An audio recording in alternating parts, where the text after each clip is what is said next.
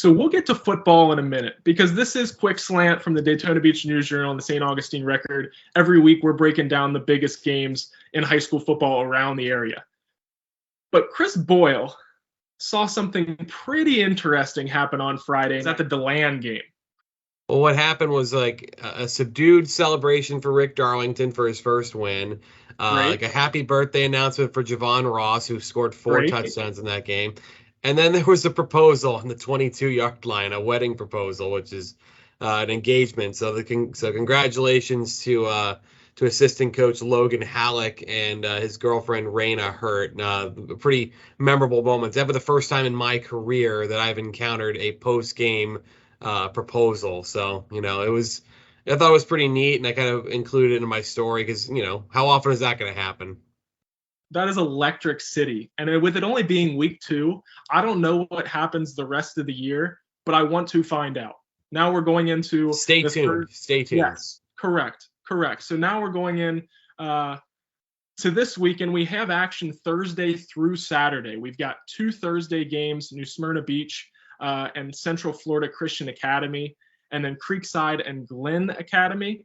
And then Saturday, we get St. Augustine in action against Coffee County and Glen Academy, both teams from Georgia. But Friday remains the meat and potatoes of the high school week this week. So I know there's a couple of games that you've got circled, and let's just dive right into them. Let's go Mainland-Bartram Trail. Mainland didn't get to play last week, and Bartram Trail with an impressive win on Friday night. Yeah, Bartram's making its second trip down to Daytona Stadium in as many Fridays. Obviously Mainland and Flagler Palm Coast was a game we spent a lot of time talking about last week, and we'll pick that up on the 19th because that's when that game got rescheduled for. Round 2. Round 2. Hopefully it happens that time. Bartram, really an interesting situation. They're up 31-0, as you saw on Friday, and then Seabreeze kind of worked their way back into the game. I'm curious to know if that was more against the second team, or if that was like legitimate comeback. I guess you'd have a better idea about it than me, but I think this is a really exciting matchup. What I want to know is who's Sharif Denson going to be lined up on for the most of the snaps? Will it be him versus James Randall one-on-one? Will he float back and forth and try to take a Jai Harrell out of the equation at times? Will they just to have him play kind of in a fluid role or whatnot? Because these are 2 really dynamic wide receivers that Mainland possesses, and that can challenge even the best of secondaries, let alone having to go head-to-head with a 4-star cornerback. So I'm excited about that. And we saw Mainland, be dominant in their week 1 victory. Bartram Trail last week, it was one of those games where the score was it didn't really indicate how much of a blowout it was, because it was 31-0 Bartram Trail at halftime over Seabreeze. And they did take their starters out really in the 4th quarter. But Seabreeze started to find a little something. There just wasn't enough time for them to really, truly get back in the game. So the score indicated that the game was closer than it really should have been, or really was the rest of the time. Let's go FPC Spruce Creek. I know that's a big one for both programs. And obviously FPC was involved in the Mainland cancellation last week. Yeah, for Flagler, a chance to kind of get back into rhythm. They're going to be motivated for this game. Spruce Creek won handily last year. They scored 26 unanswered in the 3rd quarter to pull away from a game that was pretty close. I think it ended up being 40-7 last season. For Spruce Creek, the offense just wasn't really clicking on Friday against a good Lake Mary team. We alluded to how strong that secondary is, and they had 2 interceptions in the game, and Lake Mary was able to do just enough offensively. Spruce Creek was particularly great against the run in that game, and they were able to get pressure on the quarterback. So defensively, they should be pretty proud about what happened and staying in that game and being competitive all the way through. But for Flagler, a much different challenge. You're going to see a lot of that power run game, a lot of that zone read type of thing with Dennis Murray Jr., with Marcus Mitchell, with Rodney Hill, Landon Simmons, kind of a never-ending wave of running backs and ball carriers. So it's going to be a really interesting game. Both of these teams, like I said, there's been history in this series quite a few times over. They've produced some pretty entertaining ball games over the years, so this should be a kind of a toss-up type of game. I favor Flagler slightly on the road, but it's not by much. Let's go to matchup number 3, Bishop Kenny and Tocoy Creek. Yeah, Tokoy's the newcomer in the poll. It's their first ever time in the power rankings. They've jumped in and debuted at number 10. They've won 4 of their last 5 games dating back to last season. They've run the ball extremely well against Beachside and Matanzas. This will be a significant jump up in competition, I would say. Bishop Kenny put a ton of points. They scored 45 on Middleburg on Friday night. James Reeser, a junior quarterback who has a handful of Power 5 offers, is a really solid player. Had a 5-touchdown first half, if I'm not mistaken, in that game. So that's a much different challenge and for Tokoy's defense, and a good opportunity to see if that running game is really for real against an elevated opponent. This is a game where if they can win, it really sets up well for the rest of their season to try to make that playoff run, like I kind of touched on last week. And I think this is a real good measuring stick type of game for them. How far have they really come, and how much better can this team be than we have even me, somebody who supports them or somebody who's kind of stuck my neck out and said that they'd make the playoffs this year. We'll see how they compare even to that. And we saw them in week 1 beat Beachside, that brand new school that they've got up there. Beachside got their first win last week. How about that? Sure did. Congratulations to Pete Duffy and the Barracudas. They won 17-13 against Fernandina Beach. Came from behind, scored a late touchdown to do it. They play Christchurch this week. We're not gonna. I don't know a great deal about them. Private school out of Jacksonville, but either way, just a monumental moment. It took a while for Tokoy last year to get that first win, that first notch in the belt, and it's understandable. This is a brand new school, brand new group of players.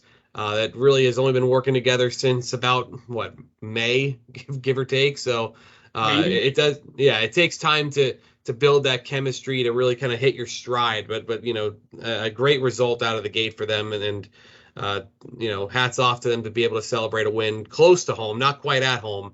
They played at Bartram Trail, but they'll open up their new stadium a little bit later in the year. That's what they intend to do, at least. We're blessed this week with a bunch of other all local action. 2 local teams facing off against each other. And those games are Atlantic Father Lopez, Daytona Matanzas, Pine Ridge Menendez, Halifax St. Joe's, and Seabreeze University. Are there any that stand out to you, any of those? And I'll take one after you're done. Yeah, I mean, when you get 7 head-to-head games, you factor in Mainland-Bartram and the other game we talked about a couple minutes ago as well, FPC and Creek. Yeah, when you got 7 head-to-head games, I mean, definitely makes for a really enticing set of matchups. Of those other 5, my eyes on Seabreeze and University. These 2 teams are playoff teams last year. University made it for the made it as a wild card. They won their first ever playoff game. Seabreeze was district champion for the first time in 14 years. Both these teams are 0-2, so there's not much time left to right the ship. And it starts right now. They have to start putting some wins in the bank. For University, they've lost back-to-back games to teams from Oviedo and Haggerty, and then Oviedo High. And then, a tough start to the year for Seabreeze. They get home dates with Spruce Creek and Bartram Trail. There's no shame in necessarily like being 0-2, but that doesn't really, there's no rest for the weary. You've got to start winning games. You got to start getting results if you want to be in that playoff mix. And they have to go through each other to do so. I think that's a really fun game. What about you? You've started to kind of get a feel for some of these teams, for some of this, for this area a little bit. What do you like of the games that are head to head? I've got my eye on Daytona Matanzas, and I've seen both teams already. I saw Matanzas in week 0 when they really hung with Mainland for about a quarter and a half. And then Mainland rattled off 4 or 5 touchdowns in the span of about 8 minutes, and it got ugly quickly. But they at 1-1 are an interesting team. They beat a Pine Ridge team in week 1 and then lost last week. I'm kind of interested to see what type of Matanzas team shows up. Their offense has shown flashes in those 2 games, but they haven't seen a team like Daytona yet. Daytona has been riding this hot wave of offense, averaging something like 55 points through their first 2 games. They put up 69 in week 1, and I was there, and it was just a dominant performance. So I think Daytona should be favored in this game, but I've got my eye on both these teams, and I think it would be a huge improvement for Daytona to start the year 3-0. Yeah, Matanzas played Mainland. You touched on the quick strike offense. That's kind of what Daytona's MO has been. They've just been relentless. They've scored and they've scored and they've scored and they've scored and they've scored some more. It's been just a truly spectacular start for them to put over 100 points on the board in 2 weeks. And Jude Santana's already got a bunch of touchdowns. Like they look like they should be in that hunt for a regional spot by the time November rolls around. And so it's going to be a fantastic week of games. We'll have you covered again. I'll be out there on Friday. Chris Boyle will be out and about on Thursday. And we'll have some others going too. Chris, where can people find you on Twitter and follow along? I'll be at Chris Boyle DBNJ. This is the only Friday, if I'm not mistaken, that I'm not going to be at a high school game. That's because UCF and Louisville play on Friday night, and I've brought that upon myself as a responsibility as well. So I will be covering the Knights and their big home date at Chris Boyle DBNJ. We'll have Ward Clayton. He is going to be at the Tokoi Creek game against Bishop Kenny. Chris, you're going to Mainland and Bartram Trail. And then we will have somebody going out to the Spruce Creek Flagler game as well. We'll have correspondence and other Twitter follows on Friday. I'll be sure to send out the list of all the reliable and the good accounts to follow to get all your updates. And of course, go to www.news-journalonline.com Friday night. Find our live scoreboard. Score stream will have up-to-the-minute updates from every single game across Volusia, Flagler, and St. John. So if you haven't already subscribed or you're not checking that out regularly on Friday, that's the best place to find the scores of every single game. Yes, check us out. I'm at Chris A. Vinel on Twitter. Like Chris said, I'll be out and about on Friday. So we hope you join us, and we'll talk to you next week.